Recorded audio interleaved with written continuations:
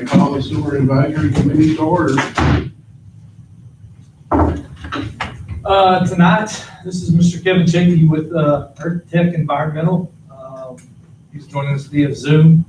Kevin, where are you at right now? I'm in my home office in Batesville, Indiana. There you go.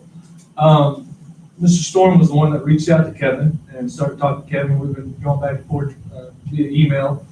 He's been asking us a lot of questions and we've given as much information as we could. And so tonight, Kevin has a presentation for us for what he does and what their company does and a proposal they have for us. And so with further ado, I'm going to turn it over to you, Kevin, and let you go for it. Okay, I guess, can you hear me okay? We're fine, good. Okay, let's see, I guess I need to share my screen here. Uh-oh. It says the host disabled participant screen sharing. Oh, let's see what we can do. We're kind of new at the Zoom thing.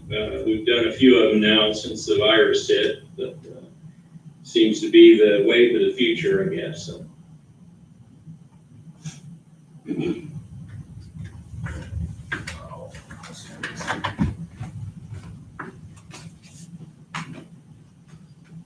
We gotta have some music for technical difficulties. Where's the splash screen? Please stand by. No need to call, we know there's a problem.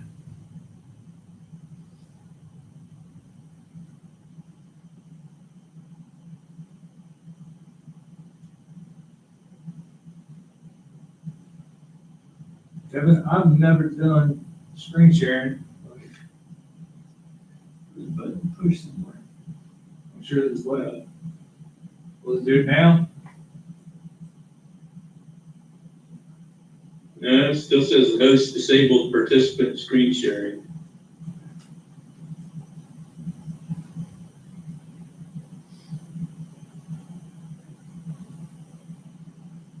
Let's see. Probably in one of the settings, I assume you have to enable it. Yeah, I'm looking at video, I got audio. Accessibility.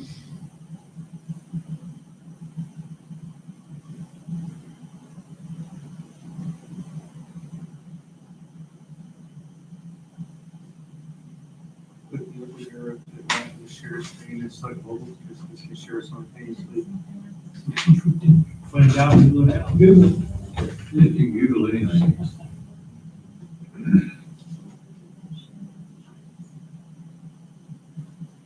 Please, unless it's set on one of these settings, you'll need to start another meeting and send it, see if it was in that meeting that it was set this way. I don't think that would share. Did you see that? It says. Yeah, it doesn't look like I'm gonna be able to share my screen here with you. I just tried it again. Did you find this one right here? Place your mouse in the Zoom meeting window, bar will appear. Next is share screen, click advanced sharing options. That's the same one I've got. So I'm going where? It says click on the up arrow near the share screen. I know.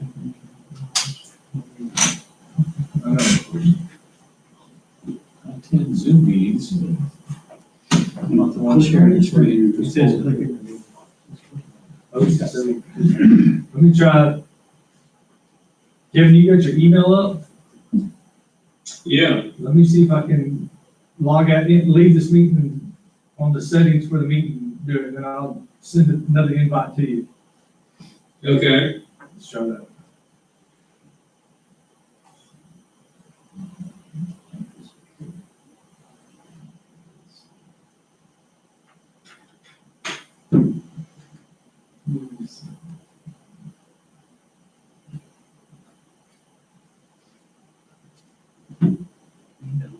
If you have the slide, then you can send it there.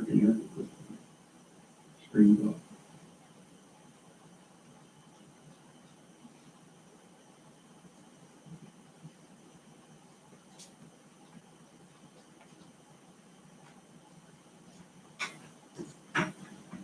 I attended with the people, So now you push this little button and put your hand up past the screen. That's Yeah. Where is it?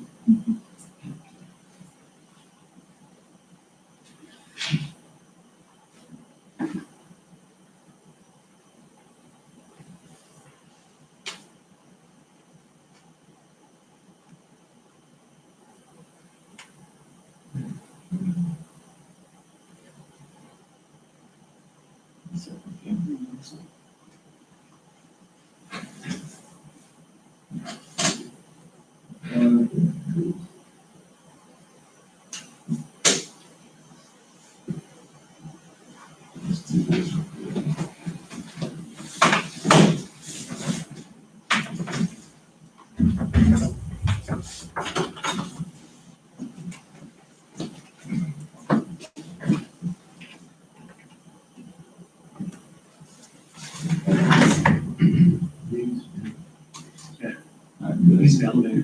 Good thing Right. I get paid by the hour. Right? We pay double for waiting. Not everybody's for running grants. What do you think? That's all right too. Yeah, it looks like you should have more buttons. Yeah, I think that's because it's on. Mhm. Yeah, and that was not an option on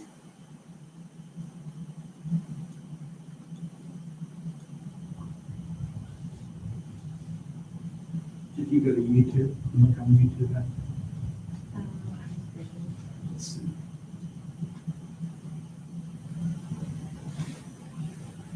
State qualifications to be on this committee. This wasn't one of them. There.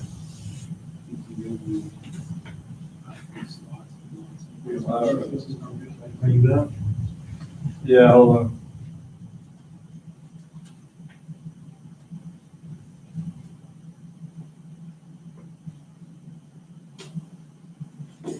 I don't know where.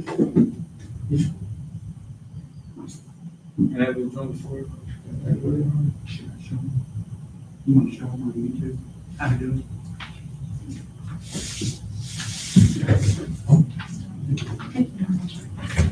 I don't know how it is done.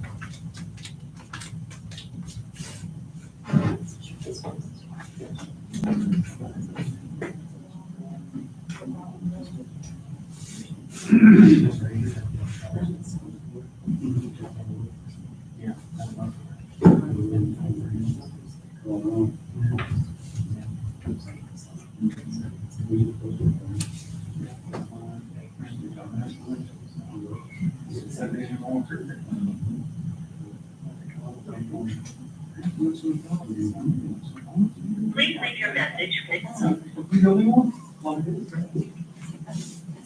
I think the Zoom is set up where he has to do it.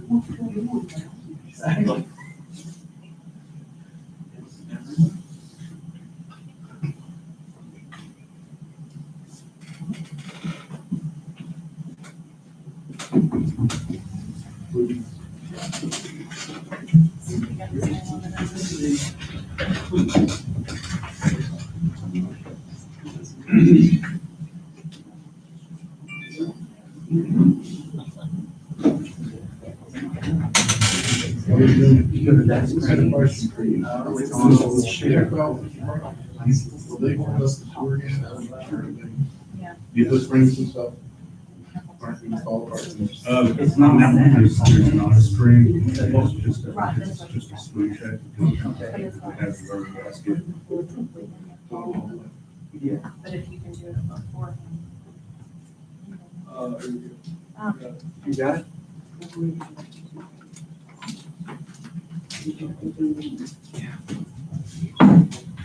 Yeah, right. Fixing the road.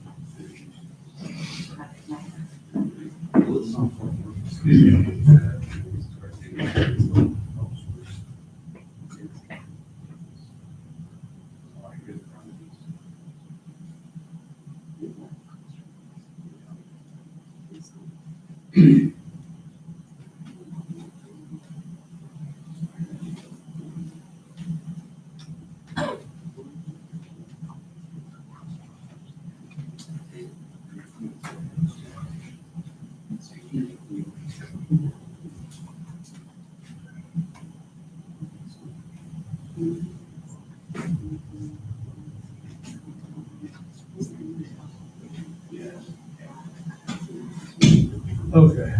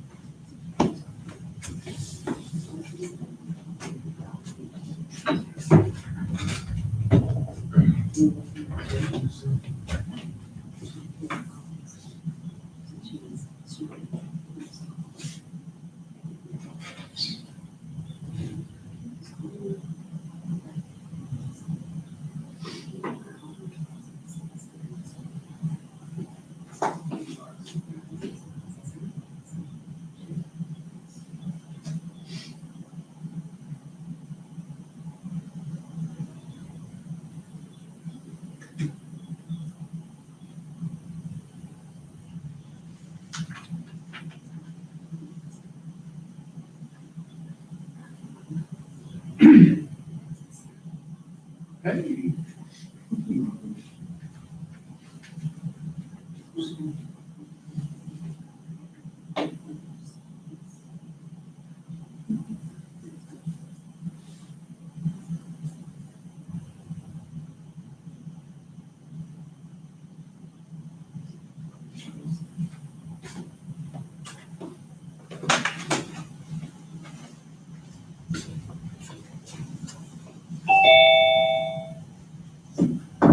Please leave your message for 7JP. There we go. Yeah, your screen share. Can you hear us now, Kevin?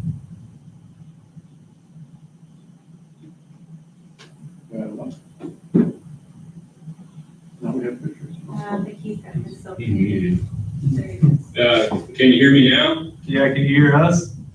Yep, sure can. All right. We try it again? Yeah, I think we got it now. Sorry about that. No problem.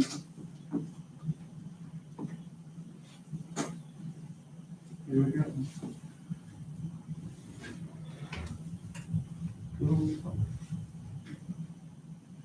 Okay, yeah. Can you see me okay? We can see your screen, yes, sir. Presentation. Yeah. Okay, well, sorry about the hassle there. A little bit about Earth Tech. Said Scott called me and found us on the internet. We do packaged wastewater treatment plants. A little bit about myself. I started out as a city engineer from my hometown, and I started a consulting engineering firm and started doing a lot of water and wastewater projects for small communities. Then in about 1989, I started my own business and have been doing water and wastewater engineering for about 38 years. I began building packaged wastewater treatment plants in about 1998 when I got some patented technology that we started a separate company to sell. And our mission at EarthTech is to create custom designed wastewater plants for our customers. We do things a little bit different. We act more like an engineering firm and try to find the best solution that we can for your individual project. And my background is I'm an engineer, but I'm also a wastewater treatment plant operator. So I know that having good, reliable equipment is very important. So that's part of our mission, is to use proven technology that we know works. We use reliable, long-lasting equipment, which I'll show you a little bit about. We try to keep it very simple to operate, because in these smaller plants, a lot of them aren't manned. They're 24 hours a day or even 5 days a week. So we try to keep it very basic so that it operates without a lot of manpower. And we try to require minimal maintenance on our systems, because none of us likes to work on equipment all the time. So.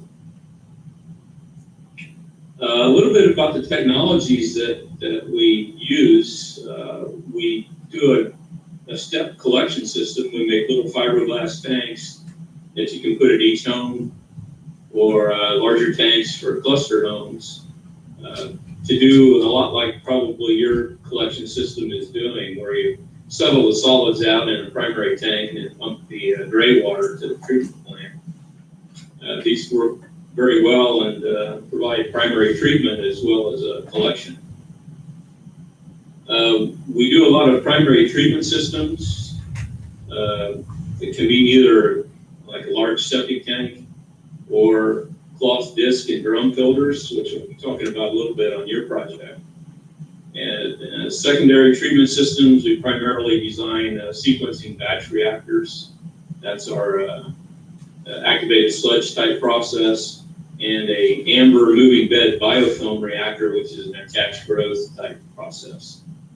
And after secondary treatment, a lot of plants have tertiary treatment where we can do nutrient reduction, tertiary filtration, and UV disinfection. Now, I've looked at your guys' system, and it's a little bit tricky because of your high and high flows. I went ahead and I created a computer model of how we would probably design a plant to serve you guys. So essentially, we have two trains of water coming in here. During normal operation on a dry day, your 40 to 45,000 gallons per day would come in. We would go through a disc filter for primary treatment, which would take out any large solids that are still in the water. Then it would continue straight through to a moving bed biofilm reactor. We'd have two of those in series. And then from there, the solids that are generated in that process would be settled out in a clarifier disc filter combination. So there would actually be a filter inside a clarifier tank, and that would be your treated effluent coming out. That'd be very clean. It would meet, pretty much all discharge standards. However, we got something else that's a little tricky where we have wet weather flow coming in. So when you get periods of heavy rain, a lot of infiltration inflow, that would come in and it would join with your typical dry weather flow, and we would take it through that primary treatment process. And then we would take the normal daily flow through the treatment process, and we would bypass those higher than normal flows around the biological treatment system and bring it through the clarifier to capture any solids that's in that extra I and I flow. So that'd come through the combination disc filter clarifier and then join the treated effluent. Now we have to run some pretty comprehensive computer models to make sure that even in worst case conditions, we would meet your effluent limits by just filtering a portion of the treatment or a portion of the influent wastewater, while the rest of it goes through very fine treatment. But your limits are fairly relaxed from what we're used to seeing, so we feel that there's a pretty good chance that this will work for you, and it could save you quite a bit of money as far as the actual cost of the treatment plant. Primary treatments, the initial treatment phase, that's typically where you screen out all the large stuff. We would use a cloth disc filter inside some sort of a tank. We use a lot of different kinds of tank materials, but we can expect about a 30% reduction in BOD, about 65% reduction in solids. And we would design this to treat your peak flow from your pump station of about 500 gallons per minute. So that would be capable of treating the whole flow, both wet weather and dry weather together in that primary treatment process. Here's some pictures of typical cloth disc filters. They essentially look like discs. They have a fuzzy cloth covering on them, and that cloth covering actually filters out the solids as the water passes through it. There's a vacuum removal system that pulls off the solids buildup when it gets too heavy, and that would be sent down to, we would assume we would set aside one of your lagoons, existing lagoons, for just sludge storage. The secondary treatment process is the biological treatment phase. This is the 2 MBBR treatment tanks. Here we would take out most of the BOD or the organic material. We would take out, again, a pretty good reduction in the solids, and we would design that biological system to treat 135,000 gallons per day. That seemed to be the total flow that your permit would allow based on how much area you have in Lakeside City to add additional homes. So what's an MBBR? It's an attached growth treatment process. It's essentially a tank with a lot of little plastic media pieces in. And as we aerate that tank, biofilm attaches to those media pieces. And they're just like, if you've seen a creek with rocks that have like a slime coating on them, it's kind of the same process. You actually grow bacteria in that slime coating. And as they bounce around the tank, they consume the organic materials, and eventually some of the solid material sloughs off those media pieces, and then we capture them in the downstream treatment process. The benefits of these things are very simple. Essentially, you're just blowing air into a tank and bouncing these little media pieces around. And it's all automatic. The biofilm automatically sloughs off as needed, and there's just not a lot of things to go wrong with it. That's why we really like them. We use them a lot when we've got situations like yours where the effluent limits aren't real stringent, but you have some things like I&I issues like you guys have. It's a picture of what some of these little media pieces look like. They look like little plastic wagon wheels, anywhere from about a ½ inch in diameter to about an inch in diameter. And the tank's filled with millions of these things. And we use them for really systems of any size. As I say, if we don't have very real stringent effluent limits, it's a good process. It's a little less expensive than the SBR that we do. And they do a good job on nutrient reduction and also high strength waste pre-treatment. We designed these as a complete standalone treatment process. What you see on the left is a primary or a septic tank that does the primary treatment. Here we've got a 2-compartment tank that has the plastic media in that's being aerated. We have little screens on the outlet end to keep that media in the tank so it doesn't wash out while it's being aerated. And then at the end of the process, this is a clarifier tank where the slough solids from these 2 tanks come in, settle to the bottom. They're directed then back to the primary treatment tank, and then the clean effluent flows out and downstream. We do these on the add-on processes too. In fact, we just did one for a big turkey processing plant over in Ohio, where they needed to take out just the ammonia from their waste stream. So we built a tank, and the outlet end of their wastewater plant was essentially is a line coming in. You got a tank with the media in it, the screen keeping the media in place, and then the outlet line. The only mechanical equipment are 2 little blowers on this application.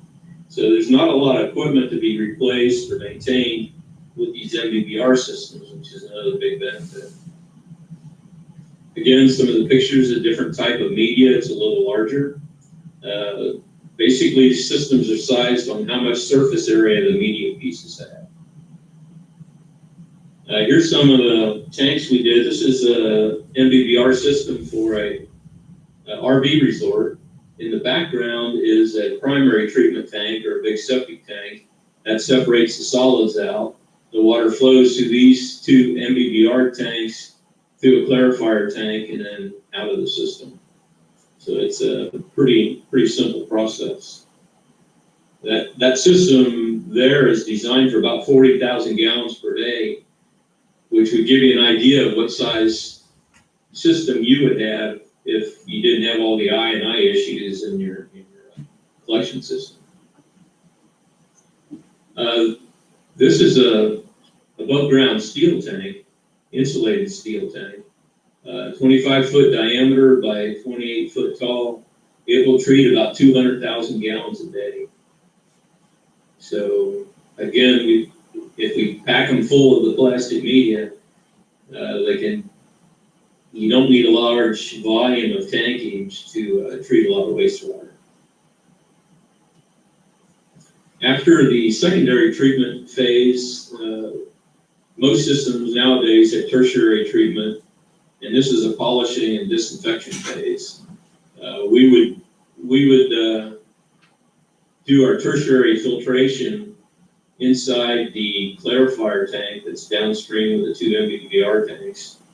And we could expect, these kind of reductions with final effluent coming out of the plant at about 4 milligrams per liter of organic material, 5 milligrams per liter of solids. And again, this would be designed to treat the total peak flow coming in from your lift station at the 500 gallons per minute. This is a picture of the disc filters inside a tank. Essentially, the wastewater comes in, the solids settle to the bottom, and they're removed. There'd be a pipe and a pump here to take them out to the lagoon system. And then these are the discs that sit inside and pass the water out to the downstream process. So it's kind of a unique idea of combining your settling tank with your tertiary filtration. But the nice thing about it, it saves another tank and quite a bit of money on your overall treatment process. After we've set all the solids out and filtered it, and generally we go through ultraviolet disinfection. That takes out the viruses and the pathogens so that the water's safe to come in contact with people. Essentially, the water goes through a chamber, has ultraviolet lights in it, passes through, comes out, and goes to discharge. Some plants still use chlorine for disinfection, but these UV systems are very simple, easy to maintain, and very reliable, so we recommend those for most of our disinfection projects. Some of the different components that we use, of course, tanks. We use a lot of fiberglass or FRP tanks. We use coated steel tanks, which is probably the least cost solution, but the highest maintenance cost of any of the other options. We use glass line steel tanks. If you're familiar with the Harvestor type tanks, we use, on several projects, we use stainless steel tanks. The price of the stainless steel tanks has become reasonable in the last few years and very competitive with some of the other options. And they're pretty much maintenance free and very reliable. And of course, we've also used concrete tanks, both poured in place and precast tanks. Some of the other components, we talked about the disc or the drum filter for primary or tertiary treatment. Most all of the plants would have blowers, some sort of pumps, and then control systems to operate the treatment plant. There's a picture of some fiberglass tanks. These things can be pretty large. These are about 40,000 gallon tanks. And on this project, I think there were 4 or 5 of them. Essentially, you dig a hole, put some gravel down, drop the tanks in, then you have to attach fiberglass straps over the top of them to those concrete dead men so they don't float out of the ground if you've got high groundwater conditions. But all that's designed in, and it's all really reliable on those systems. Stainless steel tanks, like I said, they're pretty cost effective anymore and very reliable. We just put a stainless steel water tank in for a little community up the road here not too long ago that has been fighting and painting their water standpipe for years and years and years, and they're looking forward to their new stainless steel tank, which will require minimal maintenance compared to the others. And of course, we got precast concrete tanks that can be square or round. Those are used on some of the larger projects and some of the municipal projects where it's a design build type operation. This is some pictures of the drum and disc filters of actual installation. The drum filter is on the left. It pretty much does the same thing as the disc filter, only the media is just surrounding the outside of the drum. And the drum rotates, and then the solids are picked up by the vacuum system. The one on the right is the disc filter, where the discs don't rotate, the water goes through them. As solids build up, the vacuum head actually rotates around the discs and vacuums off the excess solids and sends those back to the sludge storage. Most of all our systems use blowers. Probably everybody's familiar, or most people are familiar with these, but this is a positive displacement blower. Does a very good job of providing air at a reasonable cost on these systems. They come as package units, so essentially you bolt up the outlet line, hook power up to it, and it's ready to go. Here are the pumps that we use. These are homegrown Texas pumps, I think from Lubbock, Barmisa. It's one of your local larger American pump manufacturers. But we have a distributor agreement with these guys, and we use a lot of their submersible pumps on our projects. The controls are mostly all computerized anymore, PLC based, touchscreen, human machine interface, a lot of switches, local alarm lights and buzzers. We also do a lot of remote monitoring. We've got it set up now that if you provide an internet connection to the wastewater plant, we can hook that up so that the operator can essentially run the plant from his smartphone or his laptop or his computer at home. He doesn't have to be there 24/7. If there's an alarm, then he gets a text or an email message, and he can go online and dial up the plant and see exactly what's causing the problem. And so at 2 o'clock in the morning on a Sunday night, he knows he can go back to sleep and fix the problem tomorrow morning. So it's not that critical. So these are, the technology is really great now as far as remotely monitoring wastewater treatment plants. We also do a lot of electrical equipment monitoring. We'll monitor the amp draw on the blowers, pumps, things like that. We'll actually be able to change the speed of the blowers using variable frequency drives. So it's all trying to save electricity, trying to keep the process working well, and keep the budget in mind when we put these plants together. Some pictures of typical control panels. And this is a typical SBR control panel with a little touchscreen monitor and the HOA switches. And I've got some example projects I can show you some of the things we've done. This is for a business park out in Elma, Washington. Real tight effluent standards. They were actually using the treated effluent to irrigate a pine forest. So they were spraying the treated effluent. They had total nitrogen requirements, and the plant turned out really well and has been working well for them. To get a permit in Washington was quite an undertaking.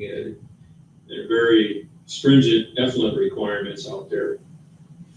But we worked with the engineer, and that project turned out really well. It's probably been, I would say, 8 or 9 years. Here's about an 80,000 gallon per day project in New Athens, Ohio. It has 2 primary tanks. The wastewater comes in, goes through this tank, everything's buried, of course. We've got 2 sets of pumps here that feed a treatment unit here and a treatment unit there. There's a little building you can't see up here where the blowers and the equipment are. But right on the other side, over on the right-hand side, just past his backhoe, is a whole row of houses. So this treatment plant is the only land that the city owned, and it was right in the backyard of a whole row of homes who were not very happy about having a wastewater treatment plant stuck in their backyard. It was definitely a NIMBY, or not in my backyard syndrome. But the engineer chose our plant because it's below grade, so there's no odors, no sound, no noise. Visually, it's not a lot to see there, but it's worked out really well. So some of the benefits of underground type installations. Here's one that we put in a long time ago for down in Alabama for the highway department. It's in a little rest area, and as you can see, the wastewater treatment plant is buried essentially underneath those bushes and trees right next to the picnic area. So that gives you an idea of how much we try and control the odor, noise, and unsightliness of these type of systems. Here's one for a school in Ohio. This is their baseball field. The other side of the fence is the football field. Their old treatment plant was right in here, and it was a mess. I mean, you couldn't hardly stand to be out in the stands in the football game on a Friday night. The only smart thing they did was, this is the visitor side right over here. So the school side's way far away from the school stand, way far away from the wastewater plant. But one of the issues they had that they wanted to mandate was, if we're going to put in a new plant, and they expanded the school, which was another one of the drivers for the plant process. We want something that we don't hear, we don't see, and especially we don't smell. So again, everything here is below grade. There's a little building with the control panels and the blowers and the tertiary filters and things in it. It's worked out really nice for them. This is an MBBR type plant for a RV resort in Alabama.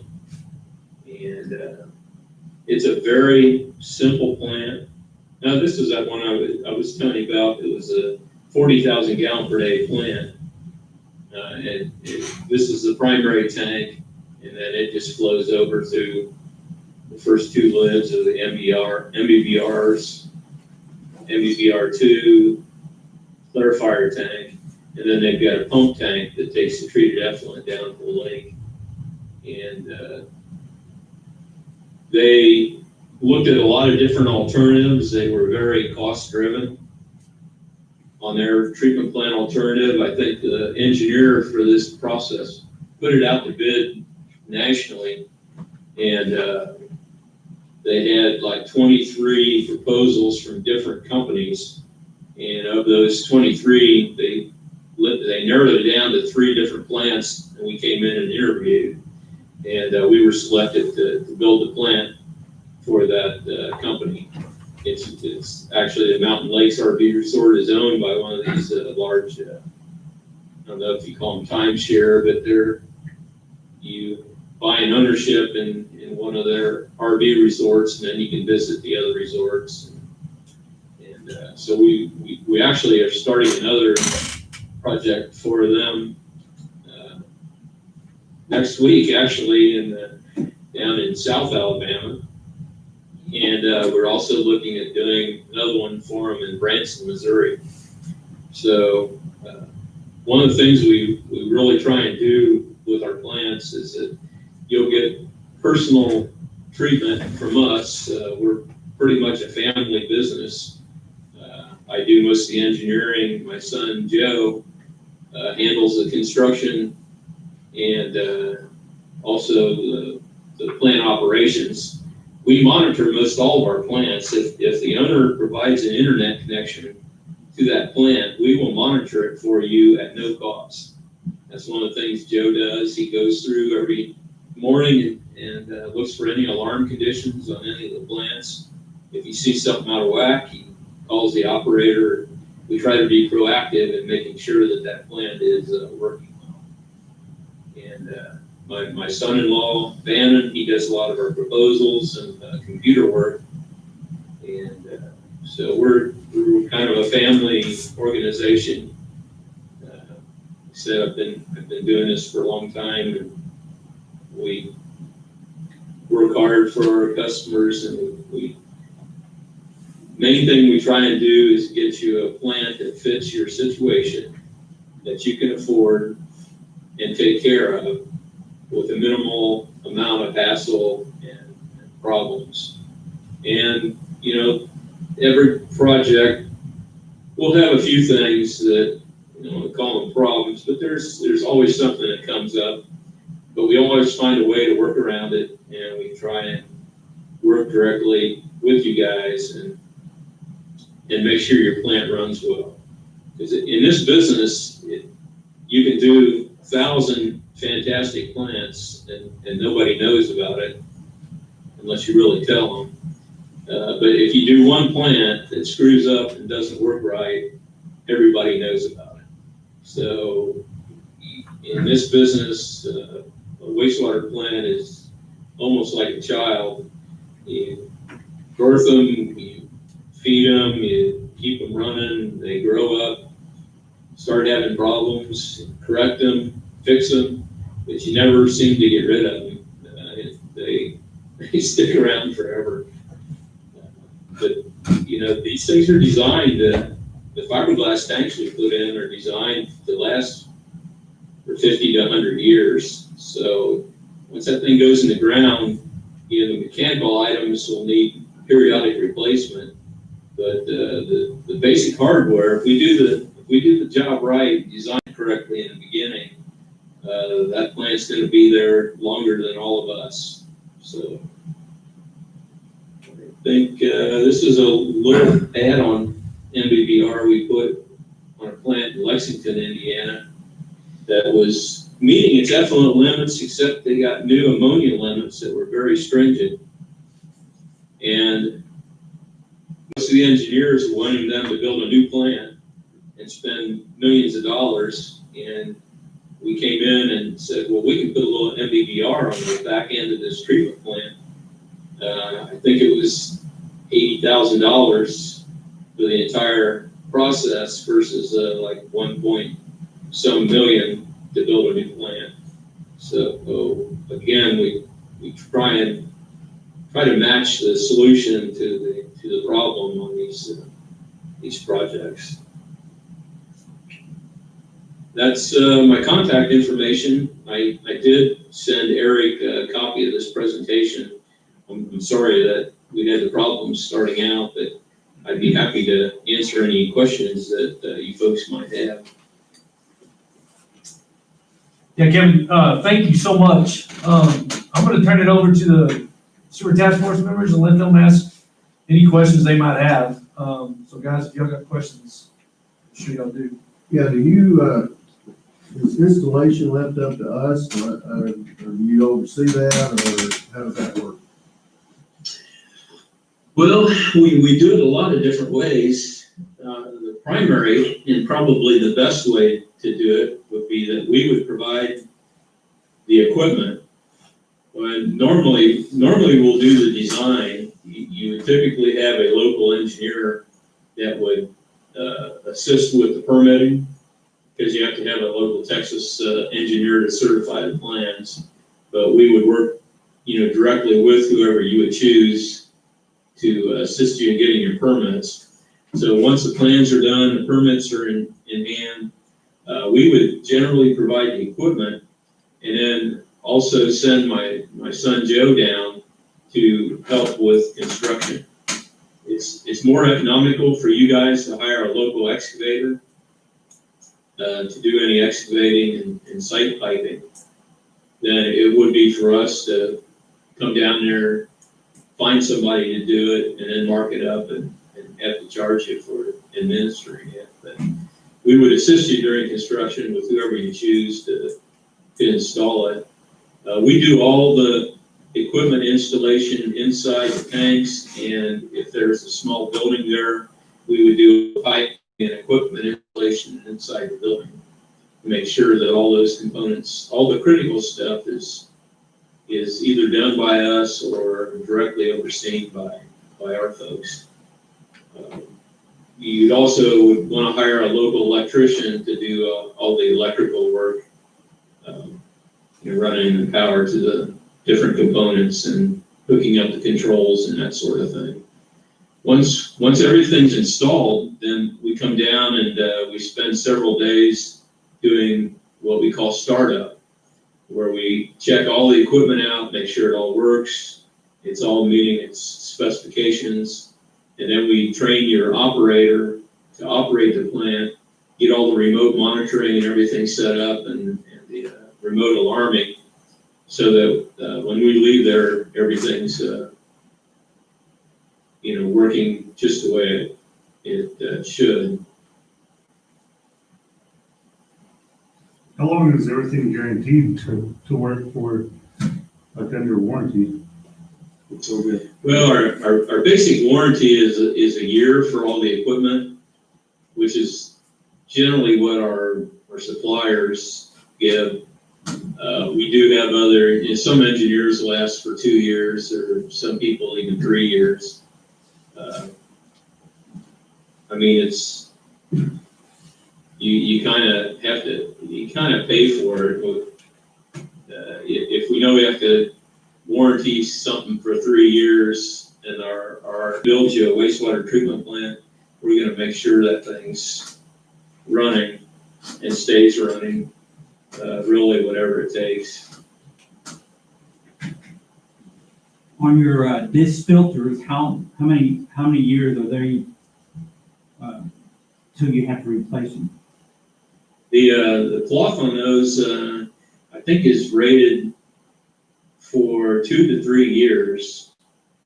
And the disc filters that we use are made to come out in sections.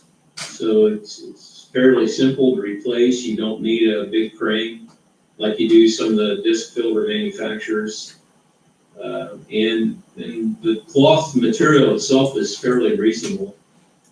I think, for a system that we're looking at your size, it would be like 3 discs, and I think the media is like $700 per disc to replace, every 2 to 3 years. One of the things about our disc filters, we've actually are partnering up with a company that has the patents on these disc filters. We're actually acquiring their business. The owner wants to retire, so we'll be bringing those disc filters in-house as soon as we work out all the details on this agreement. But that company that manufactures and has patented those disc filters does have some projects in Texas, so they have some background there. I think they have a rep that works in Texas and also some familiarity with the TCEQ people. So that should be helpful as far as the permitting things go.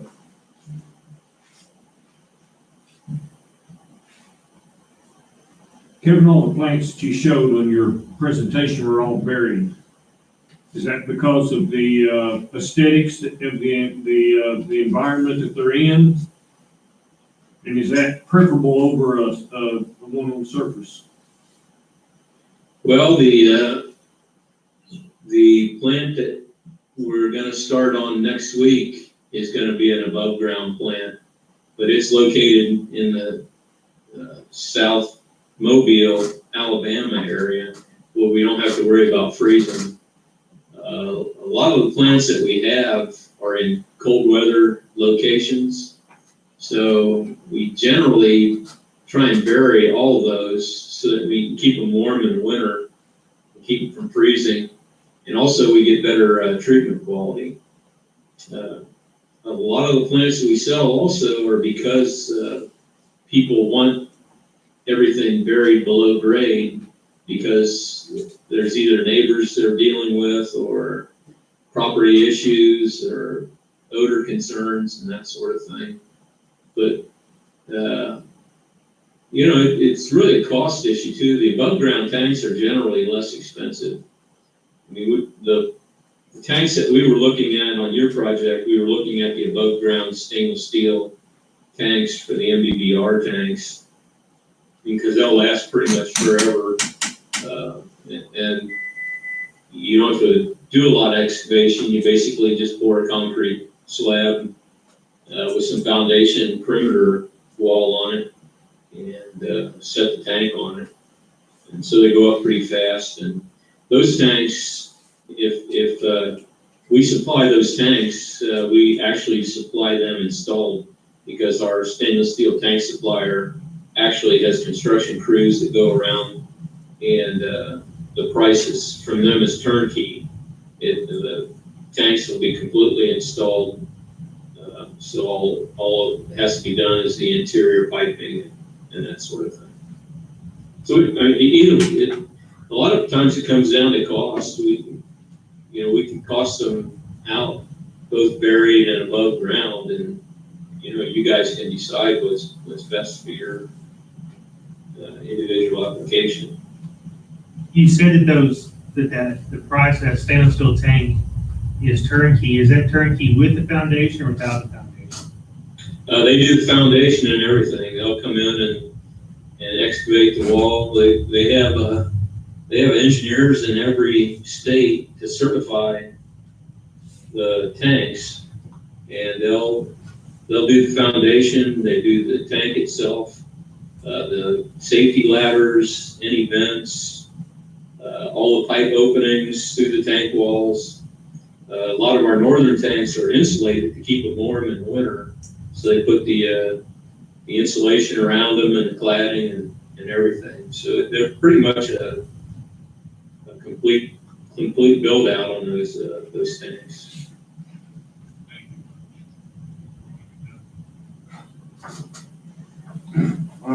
Couple of questions. One of the things that we're looking at is we may be adding 200 more homes onto the system. One of the things that I'm looking at personally is what's the scalability? Yeah, the way that we did our preliminary design was to design the biological treatment facility to handle up to 135,000 gallons per day, average daily flow. And that, I think your average now runs about 42,000 gallons per day. So that would let you essentially almost triple in size for that portion of the plant. And one of the things we're dealing with right now is alleviating this I&I water. And Right. I'm looking at it as the trade-off. We get rid of the I&I water, and then we'll have the capacity in it if these other homes or if there's an expansion. Yeah, I tell you what, as an engineer, I've fought I&I problems since since I could walk, I think, but it's hard to get rid of and it's costly to get rid of. I'm kind of surprised with the step system that you have that severe problems.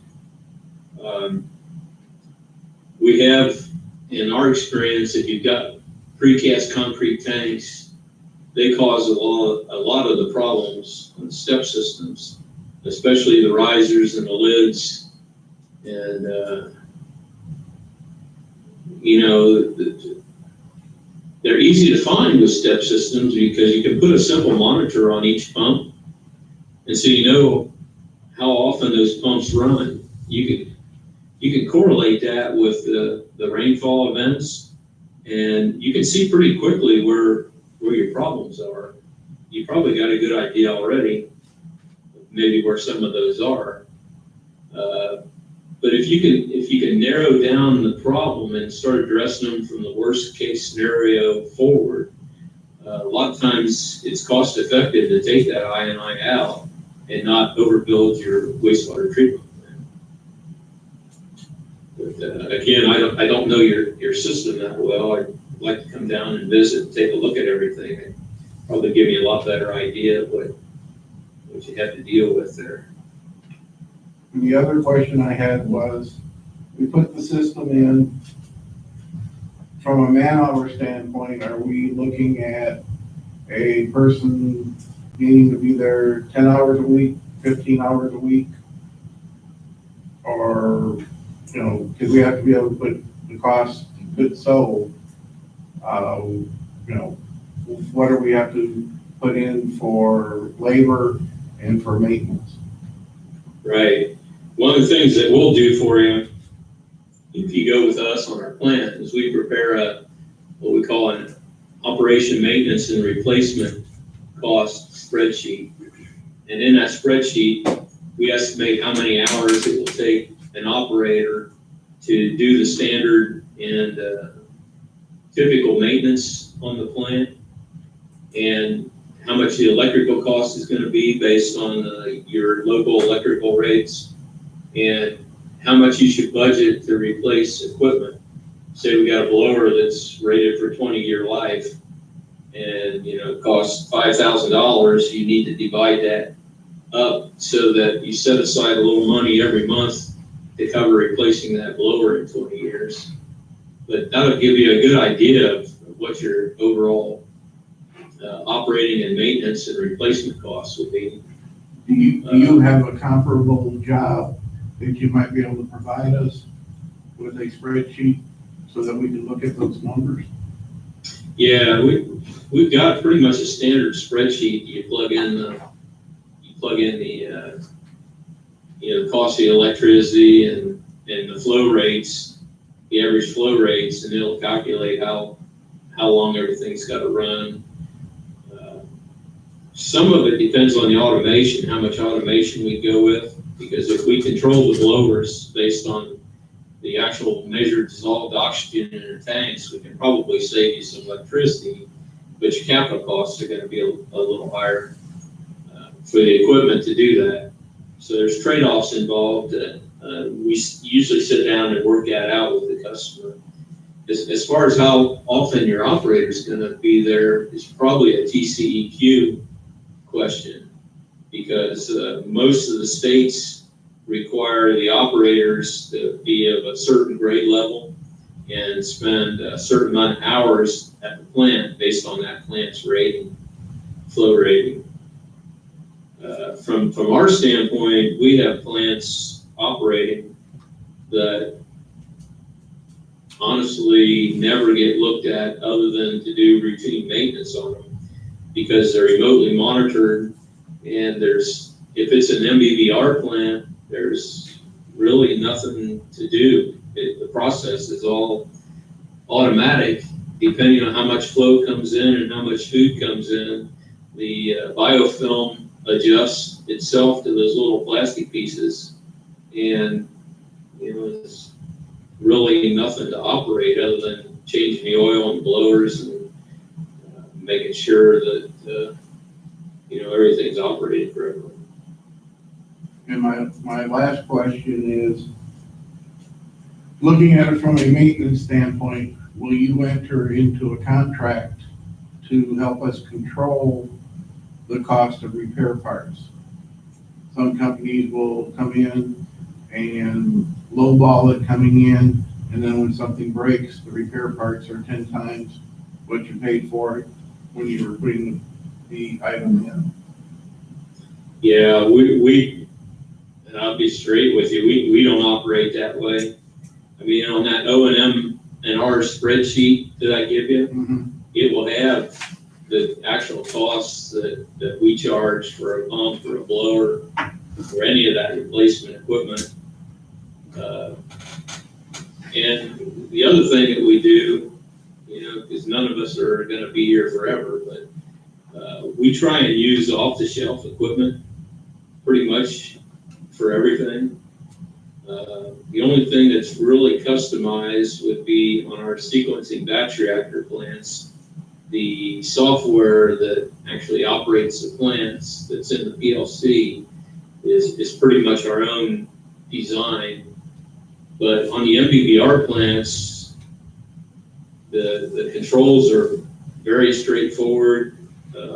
Turn a pump, sludge pump on and off. Once in a while, you may, actuate the blower's speed depending on how much air you need and things like that. But there's really not too much to take care of. Do you have one manufacturer you use for controls like Siemens or Square D or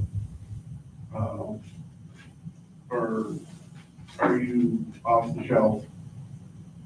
We use a company called Frelo. They're located in Erie, Pennsylvania, and we've worked with those guys for years and years. We have kind of standardized on our equipment. We typically, our PLCs and most of our equipment, we now buy from Automation Direct. It's a online, web-based electronics supplier. And the equipment is very fairly priced. You can get anything, absolutely anything that you need overnight from those guys. And so anything from the electronics standpoint you would need, you can buy yourself directly without even requiring us to be around. Kevin, our sludge, in your proposal to us, what do you do with the sludge from your plant? Are you pumping it back into the lagoons? Is that what you're proposing, or do you water it? That's what we showed on your situation. Based on the amount of solids coming in and the amount of solids, the MBBR process doesn't produce a whole lot of solids like an activated sludge process does. We were proposing just to take one of your lagoons, probably that lined one that has a plastic liner in it. It's probably your newest one.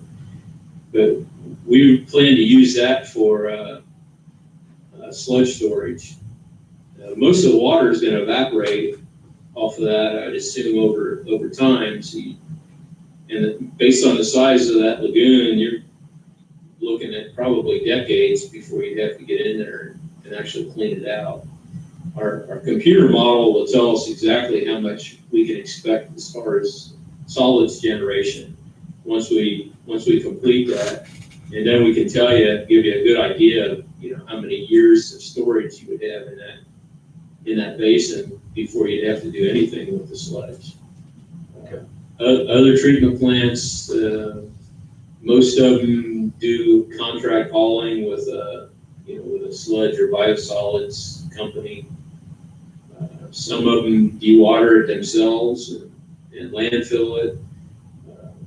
There's a lot of different alternatives, I guess, available depending on where you're located in the country and what your fees are to dispose of it.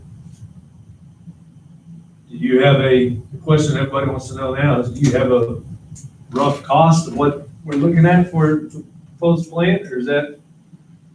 Well, I actually was hoping to have that for you today, but I don't. I don't have the budget costs put together yet. I did kind of want to run this concept past you on how we were planning on treating the wastewater. And if that does sound okay to you, what I presented, I can go ahead and get costs from the tank manufacturer and some of our other suppliers on the, the high dollar items and give you a pretty decent budget cost on what this was. Scott kind of shared with me what your overall budget was, and I felt pretty comfortable that we could build you a really good wastewater plant for the budget that you were looking at there. No, I know our city engineer was watching this via YouTube. He had some family in from out of town, but I'll definitely get with him and show him what you showed and share the PDF you sent to make sure, he's the one that does all of our TCEQ permitting. Make sure that TCEQ is okay with this and everything before we get you too far into it. Sure. Do y'all have any plans for any in Texas? Well, we don't personally, but that company that we're acquiring, they did a pretty large treatment system for Texas Outhouse. If you're familiar with those guys, they're septic, pumping, and portable toilet company. You can actually Google Texas Outhouse, and they've got on their website some pictures of their wastewater treatment plant. And that company that we're working with also did a couple other projects. I think one for USDA, and I'm not sure about the other ones. I didn't have a lot of time to talk with the fella that owns it. We actually were on vacation all last week. I took it off and went up to Wisconsin fishing for the week. So that's another reason why you don't have your budget cost, I guess. So. Totally understand. Eagle River, or where did you go? We're almost in the upper peninsula of Michigan, but we were about one county away in central Wisconsin. We caught a ton of smallmouth bass. And just had a great time, other than the mosquitoes were fierce this year. So, but it was nice to get away for a week. You and I had talked about possibly us becoming a case study for you, for Texas. Yeah, we sure would like to get a plant installed in Texas of our own. It's always important, the first plant going into a state gets looked at pretty closely. So, we would make it basically a case study, especially for TCEQ. They'll be looking at it closely, being the first plant of this type, EarthTech plant that they've had. But yeah, we would definitely want to ask for your permission to use your information as part of our marketing. And, that helps make sure you get really good customer service for the long term too, after the plant's up. Do you have any questions? No, Kevin, I do appreciate your time. I know you got other things you got to tend to, so I appreciate your time. And we will definitely discuss it, and then I'll run it by our engineer and get back with you, and we'll proceed forward. Okay, I guess the next step was, if it looks okay to you, let us know, and we'll put a budget cost together for you on the plant, and I'll run the BioWind model and make sure everything looks good, and that we can meet all the effluent limits and at the total flows that we're looking at there. And the maintenance cost. Yeah, we can do the M&R spreadsheet for you too. Well, thank you again so much. We appreciate you. Yeah, well, thanks for having us, and again, thanks for giving us the opportunity to work with you. I appreciate it. Thank you. Talk to you soon, Kevin. Take care. Night. Yeah.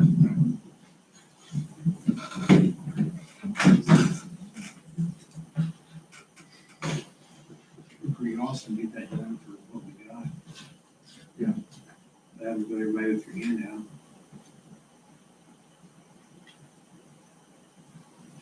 super awesome.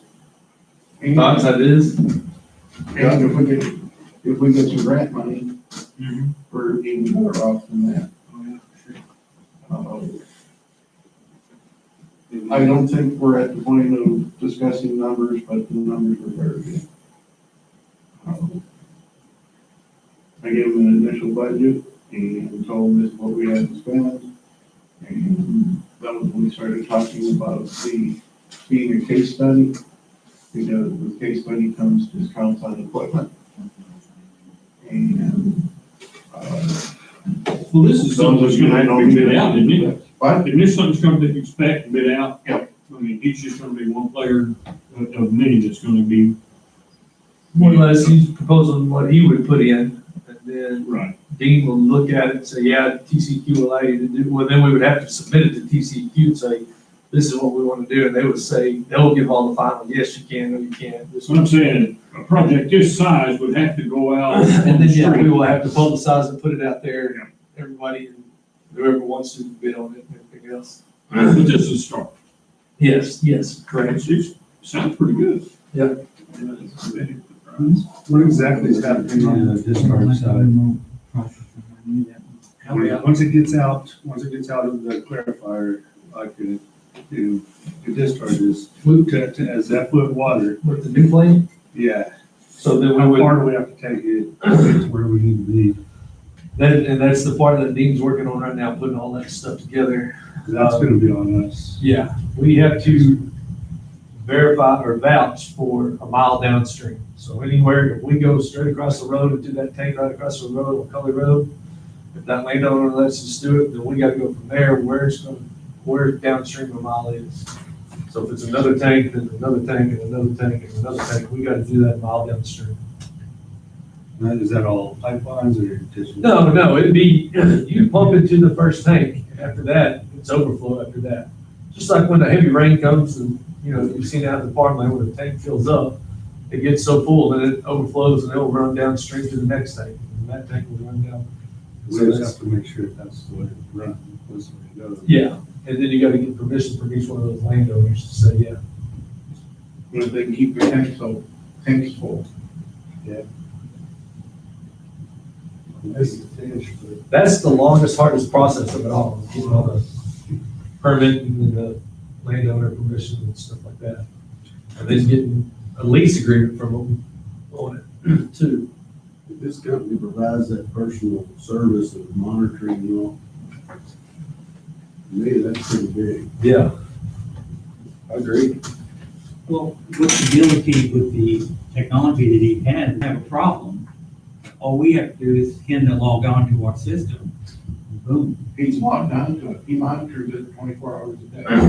So that would be a great benefit, because a lot of times you don't know what's going on or you don't figure it out. They probably see a problem at least at the beginning before we do.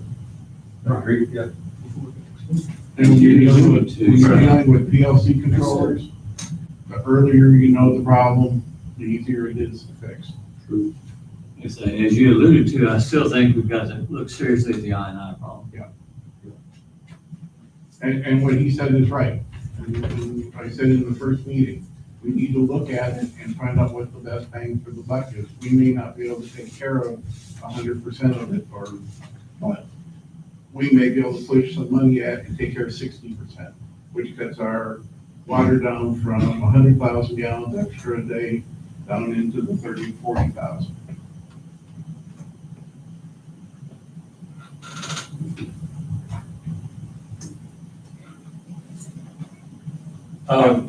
While we're on it, y'all should each have, y'all asked me to come up with sort of an inspection checklist, what we would want. I did that for you, then I redid the septic pump out, more or less, not from homeowner's responsibility side, but from a city's responsibility side. Again, take these home, read them, look over them, and then send me your thoughts on it. I would like to have this sort of finalized before the next council meeting in July, so we're going to propose it to the council there. Those, all the lift station pumps, are the homeowners paying electricity on them? Yes. Yes. Okay. my last month's electric bill was a bit higher than usual with all that rain. Maybe mine's one of the eye problems, you know? Maybe look for high electricity bills. Do you notice your red light on? No.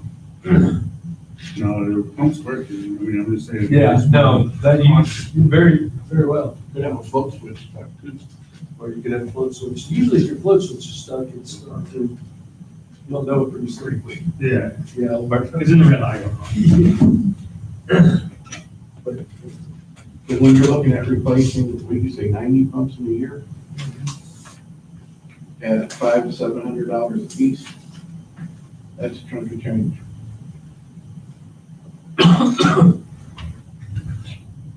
And if we can start bringing those costs down, then that money can go towards the pump.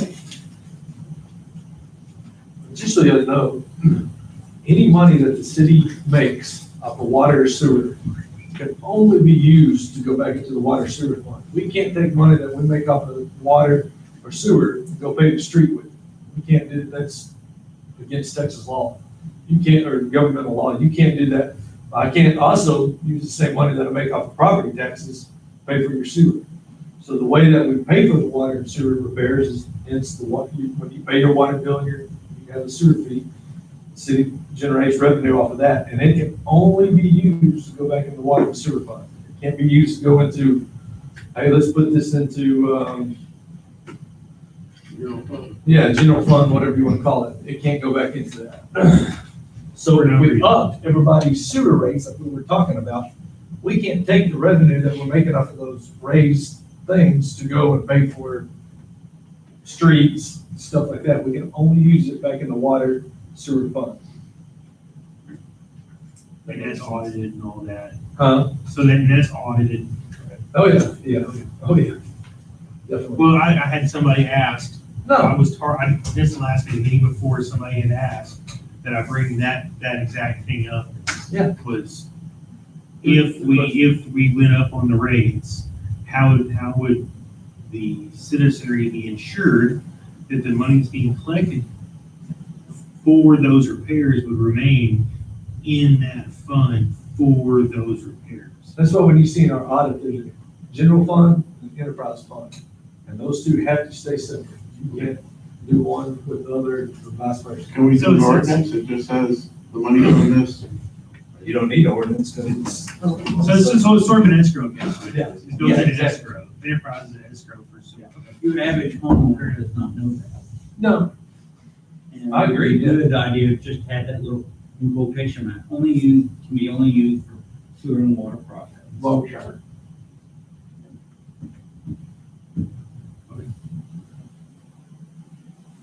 anything else? Only other thing I had was, I told some of the people, I found a company that does septic tank inspections, if you can do it on your cell phone. You go in, take your pictures, click on the different, it has about 40 steps that they have to go through, and then it's sent to a central repository, or it can be sent to Eric. And you can build the database with our initial inspections.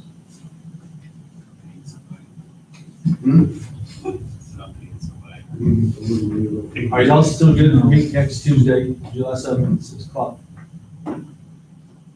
Before you shut down, I talked with Larry Monday and got a little intel on what you guys were doing and such. And, I know you guys were looking at grant money. And just as an FYI, I did talk to Dennis Wilde as well as Joe Gamble. I still dabble in that arena. And they are going to look into ways to help us. And they have grant writers. One of the things that you want to look at that they said was to make sure that the grant allowed for you to factor in the grant writer's cost, because the ones around here are pricey. So make sure that that is something you can build into or use the grant money for. I think it falls under administrative type stuff, and typically there's about a 10% window that you can use for administration. In your experience, Steve, like when you do that, and you get 10% of the grant, if we don't get approved for the grant, what happens then? Just that grant writer just out of luck, or is that something the city then has to compensate each sheep for writing that grant? Most of them will not guarantee success, so they're gonna be sticking their hand out, is what I would assume. So you would have to, so if you didn't get approval, we would. Right, may still be, as a city, you'd still be on task. Okay. The Texas non-point surf management program does not allow any grant money for that year. Does not. I don't know about the TECQ grant that I looked at. I'm supposed to get calls from all about they're all remote. Like I talked to earlier. Most of the people I'm talking to, I have to leave a message because they're working at home. So I have to call, and I don't like leaving the email right now because I really don't know what I want, what I'm looking for. I'm just grasping at straws. And I found out going to TCEQ that there's a special division for septic systems. It's called OSS. So, and I left a phone number with that, and they said they're gonna call me back on recording. So I've got that message. But there's also grant money for dredging lagoons. Great. So I saw that too, and that's what TCEQ too. So that's an idea, we talked about right at the beginning, do we want to dredge this or do we need to? It would be a good idea to have a clean lagoon if we go with a processing system, then make sure that we know that lagoon is up to date, cleaned out, and ready to go. It would be to our benefit because wouldn't more times out of none, we put it to a lagoon and it's something's wrong with it. That's all I understand. And the lagoon with the liner, bear in mind, that was put in as a 100-year flood with I&I in mind, just so you know. Yeah. And one other thing, I'm walking into this kind of area, I just got lost in, one of the things that has been an eyesore or earsore or pain somewhere else in your body, with our system here, is the sewer lines themselves. Unless I've been steered incorrectly, we have 2-inch lines, and that's small. We need, we were looking for like strategic planning back before I went out the door, what I did a long time ago. We were looking at systematically replacing those things, going to 3, possibly 4, to allow for future expansion and development like we have on the west side, but maybe coming in over here, so. That were some things we looked at, and because it's like bandwidth, you know what bandwidth is. You got a small bandwidth, you can only shove so much information through there. So, and the sewer lines are gonna be the same way. As we ramp up and whatever happens with the development and their issues that they're having on it. I wasn't aware they were having some of the same issues we have in septic system. But, those things were things that we chewed on a little bit, and I mentioned it to council back when there was another mayor here, with funny colored hair. I told him, I said, keep in mind, a solid waste system. You're gonna be introducing some physics and some variables into our system that wasn't designed for. And like I said, you guys are probably walking on this already. Yeah, we're taking samples right now from the Eagles Code and DOD samples just to see what we do get on a weekly basis from them. It's not been anything astronomical or anything like Dean's been worried about. Most of our sewer mains are 3 inches, but when they run down streets and stuff like that, alleys are 2 inches, and then they hit 3 inches. And like Dean said, when we first started this system, it was designed for 100 homes. Yeah. And then they kept going. Now, lake houses, not Lake houses, yeah. not year-round residents. So, now, and I'm not any engineer, this is just Dean talking, I think talking for him. As long as we keep these septic tanks in place to where it's mainly effluent that we're getting, you're sort of good. But when we start having this, what we're dealing with now, where the solids are starting to get involved and everything else, that's where it goes in. So, good work, Steve. I will follow up. Joe won't be in the office until Wednesday. Okay. I guess, because he was stopped. Yeah. I suspect he'll be in Wednesday. So sometime this week, I'll follow up with him. If I need to, I may holler at you and see what your schedule is. I might, drag you over to Vortex and we can sit down and talk about this. Because he knows sources of money. Don, he's the chairman. Yeah. He makes. I have no problem. You're in charge of grants. I know. We sent you on that last week. I know. But there's also a lot of things, I know, there's a lot of acronyms that are used in this system, and if you start looking it up, you'll see, like, when he said SBR, MBBR, a lot of people, if you don't start looking, just for example, SBR is a sequence batching reactor. It activates the sludge process using wastewater treatment to reduce organic material by using oxygen. The system that we're trying to get into is called an MBBR, which is a moving bed biofilm reactor. It's a biofilm process that requires less space and it activates the system. That's what this is. So a lot of the terms that they're using or we are using, those are what we're talking about. And each system has a, depending on the size, will have a different term. And there's another one, the acting service system, which is for your big plants. It's outside, it's the air, and it rotates the steam. They have a little Skimmers. yeah, skimmer that goes around. Those are but those acronyms, I think, need to be addressed to the committee and to the participants that are watching this, that these need to be known to the people. Glossary. Yes, a glossary. But that's what we're dealing with. Did you want to mention anything about public input meeting down the road? Or? Yeah, not the next meeting, but the meeting after that would probably be a very good time for us to have a 1 hour public input meeting. I think we're on schedule to have some answers for you in August. This has been a lot to plow through in a very short period of time. But I think we are to the point where we need to get some public input so that people can ask their concerns and, just like, what is, definition of, or glossary of terms. The seniors can ask about, money, so I think it's time. Next week, we've already got the agenda pretty well booked, but the one after that, I think we should have an hour for public input. Suggestion, what I'm hearing on the pavement around town, what have you, is it would be nice to put out some sort of a newsletter of some sort from you guys saying, this is what we're gonna do, because a lot of people, they don't check Facebook, they don't do all these automated things.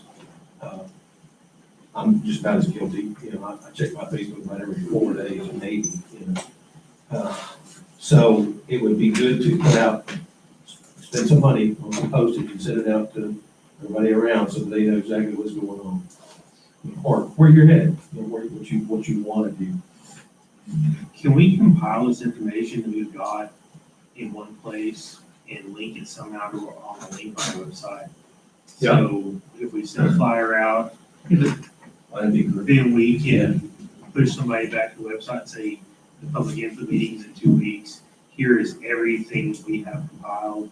You're saying pretty much from all the meetings previous, sort of Yeah, just the welcome packet to the. everything. That way, if there's questions, a lot of those questions might be answered inside documentation.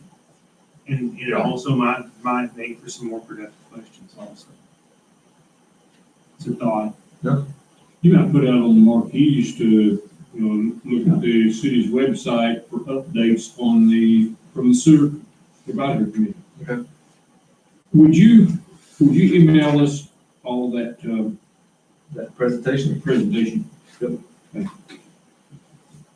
Hey Scott, I can get you in contact with Leslie. I think it's Yao. She's one of our residents and she contacted us for events information. And she's trying to put together a newsletter, if that would be helpful to put some of that in there too. There's a lot of people that never touched the internet It was surprising the number of people that came and asked me, is this gonna be online tonight? I mean, I think your viewership tonight is you probably hit a record. Good. For the number of people. If people are really wanna be involved in this. Well, is there money? Was this our future? Was this presentation you're talking about? You're still live right now. Okay, good deal.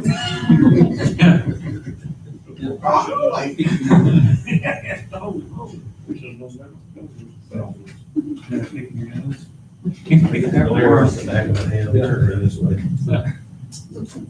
Once again, I'm proud of you guys. We've gotten through a lot of stuff in a short period. Next week will be a working meeting. And then the meeting after that will be public input. Has he, in y'all's conversations, has he given you any idea of how long it will take him to get back to the budget cost? I Approximately. would probably say we're gonna have it by next week. Okay, it would just be nice, at least to have it before the public input meeting. Right. That's If somebody's why. That's The gonna be first thing I one of want to the know first is, what's it cost? Yeah. So, And how are we gonna pay for it? That's- so we should probably have those pretty firm answers. And again, this is just one company, but they came to the table with a very good proposal for a turnkey system. But I mean, even if you get their cost and you know, Right. the max you're gonna pay, because anybody better be cheaper, they're not gonna pick. Will Dean have to draft a specs for bid? Will he be the one drafting the specs for bid on something like this? So everybody's bidding apples to apples? Is the appointed city engineer. So yes, he has to, he's the one that approves the specs. Now, somebody can draft them, but he can approve them and put them out. But I mean, pretty much, unless this company over here is bidding the same thing as this company, pretty much all you can do is just put out performance, what you want it to perform, and let everybody come in and bring their own presentation, their own pricing in.